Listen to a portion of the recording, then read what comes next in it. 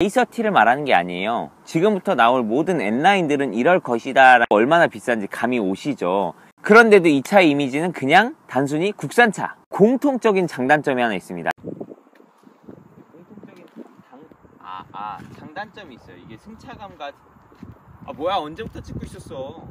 찍을 땐 말을 해야죠. 안녕하세요, 수수일상의 진수입니다. 자, 여러분 추석 명절 잘 지내고 계십니까? 오늘은 제가 저번 편 영상에 이어서 이 N라인 모델들의 장점과 단점에 대해서 한번 이야기를 해보려고 합니다. N라인을 구매하시려고 계획하고 계신 분들이 많을 것 같아서 준비한 편인 만큼 여러분들 재밌고 끝까지 봐주시기 바라겠습니다.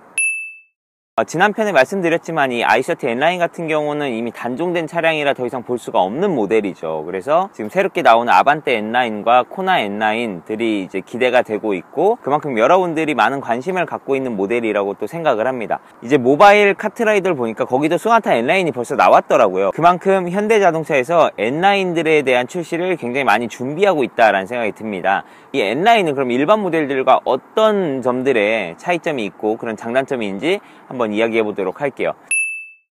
네, 그 첫 번째 장점은 아무래도 N라인들만이 가지고 있는 차별화된 디자인이라고 생각을 합니다.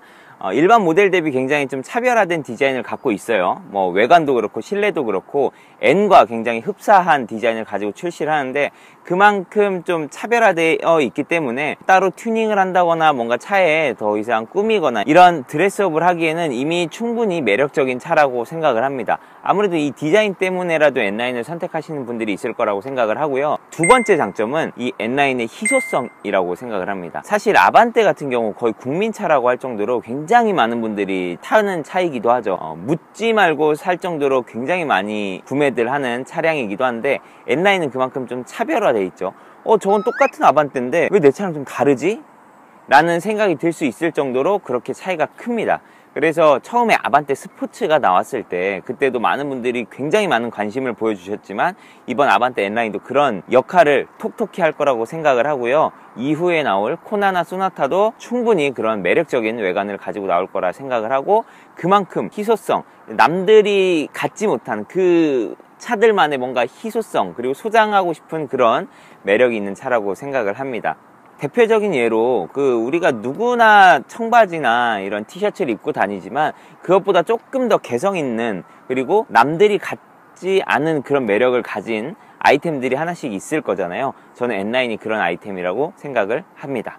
마지막 장점 세 번째는 이 N라인 같은 경우는 가장 기본, 그러니까 우리가 흔히 말하는 깡통이라고 하는 그런 아주 기본적인 모델들도 외관이나 실내가 더 일반 모델들보다 차별화되어 있고 기본 옵션들도 더 많이 들어와 있습니다. 당연히 그만큼 가격이 조금 더 올라가지만 기본적으로 N라인 차들은 일반 모델 대비 큰 사이즈의 휠이 들어가고요. 그리고 벨트도 빨간색이 이렇게 들어가지 않습니까? N라인 로고들이 곳곳에 들어가고 포인트들이 이렇게 있기 때문에 아무래도 그런 눈이 즐거운 요소들이 많이 있고, 기본적인 주행 성능이 일반 모델들 대비 뛰어나다는 거죠. 그러니까 다양한 옵션을 가지고 편안한 주행을 할 수 있다.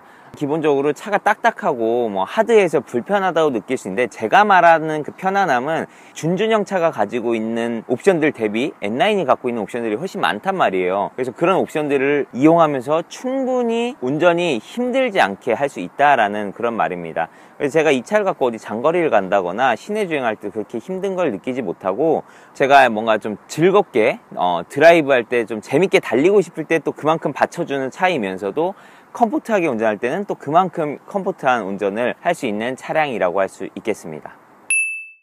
장점에 이어서 이번엔 단점을 세 가지 말씀드리려고 합니다.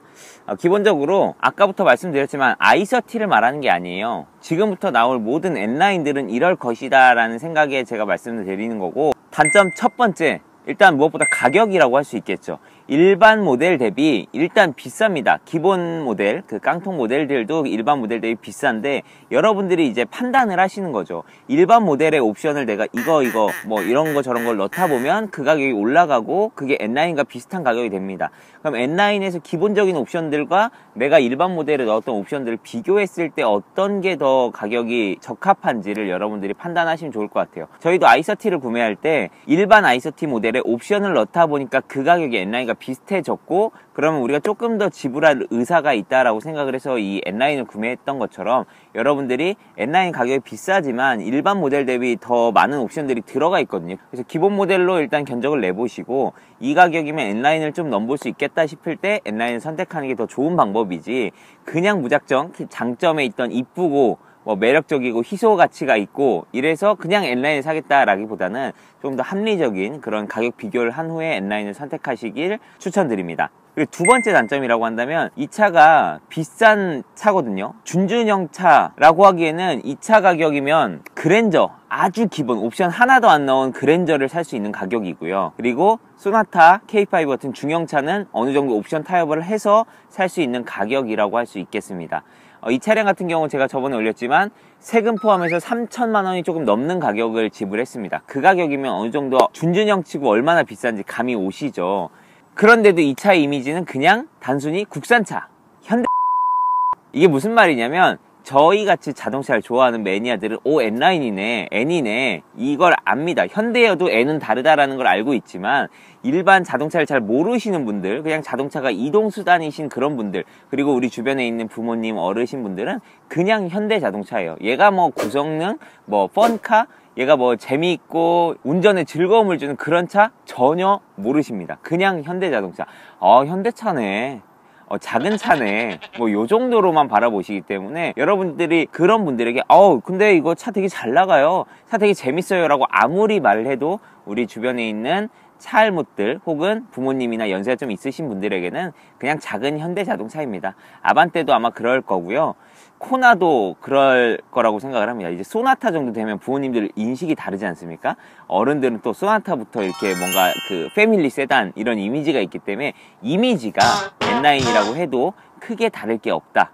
장점에서 말한 차별화된 디자인이나 희소성, 모든 거를 제껴두고 그냥 현대 자동차입니다. 그게 단점이라고 할 수 있겠죠. 왜냐면 이 가격이면 아까 말했다시피 중형차나 중대형차를 넘볼 수도 있는 가격이면서, 그리고 중고차를 봤을 때 외제차까지 살 수 있는 가격이거든요. 그럼 우리가 작은 돈이 아닌 가격을 주고 이 차를 샀는데 그냥 단순히 뭐 준준형차, 작은 차 이런 얘기를 들으면 사실 약간 속상할 때도 있잖아요. 그런 면에서 단점이라고 제가 생각을 했습니다. 마지막 세 번째 단점입니다. 마지막인데, 이 단점은 저번 편에서도 제가 말했습니다. N9은 이런 사람들을 위해 존재한다고 말을 했지만, 거기서도 나왔던 것처럼 완벽히 하드코어 주행을 하기 위한 차는 아니다 라고 말씀을 드렸어요. 완전히 하드코어, 막 정말 서킷을 달리고 항상 막 고속 주행하시고 와인딩 좋아하시고 코너 막 잡아 돌리시고 하시는 분들에게는 아주 약간 부족한 차일 수 있습니다. 그러다 보면 아무래도 그 N 퍼포먼스의 서스펜션을 옵션으로 넣으실 수도 있고, 그것 또한 마음에 안 드신다면 일체형 서스를 올릴 수도 있고, 그러다가 이제 속도까지 마음에 안 들면 터빈도 올릴 수 있고, 뭐 매핑을 할 수도 있고, 여러 가지 튜닝 작업을 하실 텐데요. 그런 분들은 그냥 N을 사시라고 제가 말씀을 드렸었죠. 이 차는 N이 아닙니다. 여러분들 N9이고, 그만큼 N에 버금가는 그런 성능을 보여주는 차는 단연코 아니라고 말씀을 드렸어요. 그래서 이 차를 사서 완벽히 하드코어 주행을 하고 서킷이나 와인딩을 다니고 항상 고속 주행을 하시면서 타시기 위해서는 기본적으로 조금 더 튜닝을 거쳐야 됩니다. 그런 튜닝을 할 비용이면 N을 가는 게 맞다라고 저는 말씀을 드렸었고, 아무리 이 서스펜션이 일반 사람들이 탔을 때 딱딱하다, 하드하다, 뭐 차가 왜 이렇게 통통 튀냐라고 말을 하지만, 그럼에도 불구하고 코너 잡아 돌리면 롤이 느껴지고, 가속 측면에서도 느린 차가 아니지만 내가 원할 때 막 더 빠른 속도를 보여주는 차도 아닙니다. 정말 일상 영역에서 재밌고 즐거운 드라이브를 하기 위한 차고, 그 이상을 원하신다면 N이나 그 윗급의 차로 가시는 게 맞다고 생각합니다. 튜닝을 하기에는 조금 아쉬워요. 이 비싼 차를 가지고 와서 또 튜닝을 거쳐서 아무리 돈을 들여도 N을 따라가지 못하는 그 서러움을, 그냥 N을 사시거나 아반떼 N이나 이런 다른 N 모델이 나오는 걸 기다려 보시는 게 어떨까라고 생각이 됩니다. 그래서 오늘 장점과 단점 세 가지씩 정리를 해봤습니다. 첫 번째, 디자인, 이런 외관 실내 이런 디자인과 이 차가 갖고 있는 희소성, 그리고 세 번째 장점이 이제 펀드라이브, 뭐 즐겁게 그렇지만 다양한 옵션으로 편안하게 그런 운행이 가능하다. 단점의 첫 번째는 가격, 이 준준형 차를 중형이나 준대형차 가격을 주면서 사야 된다. 그리고 두 번째는 난 나름대로 비싼 돈을 주고 차를 샀지만 이미지는 그냥 현대차다. 차를 모르시는 분들이 봤을 때는 일반 현대차와 다를 게 없다.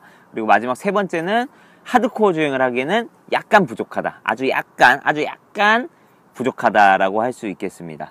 이렇게 장단점을 여러분들이 잘 따져보셔서 N9 차를 구매하실 때 많은 도움이 되셨으면 좋겠고요. 공통적인 장단점이 하나 있습니다. 이거는 운전자에 따라 다르다고 할 수 있어요. 사시는 분들에 따라 다르다고 할 수 있는데, 공통적인 장단점은 뭐냐면 일단 DCT 미션이 들어간다는 거죠. 일단 DCT 미션이 들어가는데 이게 정말 달리고자 할 때는 정말 재밌어요. 변속감도 좋고 빠르고 패들 시프트를 이용해 가면서 운전을 했을 때 그 재미가 정말 좋지만, 일반 시내 주행, 굉장히 막히는 정체된 도로에서는 그만큼 스트레스로 다가옵니다. 또 그만큼 신경 써야 될 것들이 있어요. 소음적인 부분이나 꿀렁거림 없지 않거든요. 그런 스트레스가 좀 있기 때문에 이런 부분 잘 감안을 해주셨으면 좋겠고, 아무래도 이제 브레이크나 이런 승차감이 여러분들이 그냥 편안한 일반 모델을 기대하셨다면, 이 차 같은 경우는 가끔씩 브레이크에서 소음도 나요. 그 고성능 패들 쓸 때 나는 끼익끼익 하는 소리 있거든요. 그런 소리도 가끔씩 들려주고, 또 아무래도 그냥 일반 모델들 대비 하드한 승차감을 보여주기 때문에 그런 하드한, 이게 딱딱한 승차감이 싫으신 분들에게는 단점이 될 수 있겠죠. 그래서 이런 부분들 잘 감안하셔서 N9 구매하실 때 많은 도움이 되었으면 좋겠습니다. 오늘의 영상이 유익하셨고 도움이 되셨다면 여러분들 구독과 좋아요 좀 부탁드리고요. 제가 앞으로도 계속해서 매주 금요일마다 영상을 올릴 예정이니까 많은 기대해 주시고, 또 궁금하신 영상이 있다면 댓글 남겨주시면 그런 쪽의 영상들로 최대한 준비해서 업로드 해보도록 하겠습니다. 그럼 오늘 N9 장점과 단점에 대해서 이야기 여기까지 하는 걸로 하고요. 다음 주에 또 즐거운 영상으로 찾아뵙도록 하겠습니다. 감사합니다.